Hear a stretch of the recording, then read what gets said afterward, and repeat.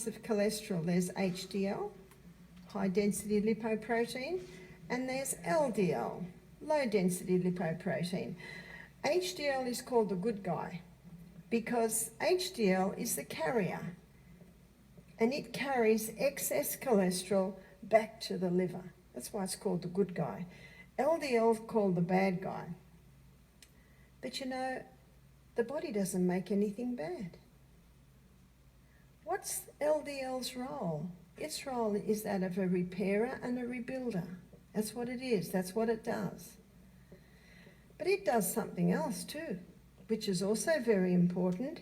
It delivers cholesterol to the brain because the brain loves cholesterol. Do you know the fattiest food on the planet with the highest cholesterol levels is breast milk in the first month of life? Because that developing brain will not develop without rich amounts of cholesterol and fat. Did you hear that? Have they banned that yet? You see that? So let's have a look at how these two work together.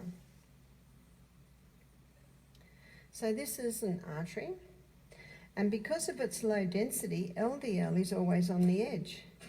And because of its high density, HDL is always in the middle. Now let's say the person is a smoker. There are 4,000 chemicals in one cigarette, and it can poke holes in the arterial wall. Let's say the person's living in a mouldy house. Do you know when mould gets into the blood, it's damaging. No wonder the Bible says destroy the house.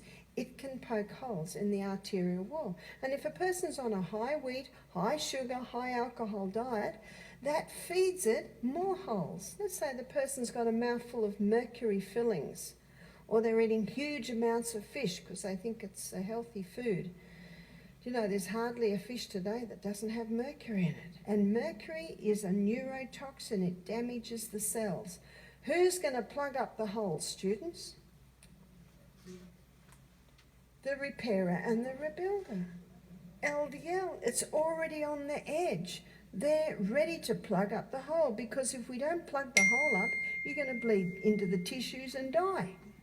The body's constantly going to great lengths to keep us alive. And the person doesn't realise the dangers. So what's happening to the arterial wall? I don't know if anyone's explored that. If you go to YouTube and watch the documentary Mouldy, I think it only goes for half an hour. Whew,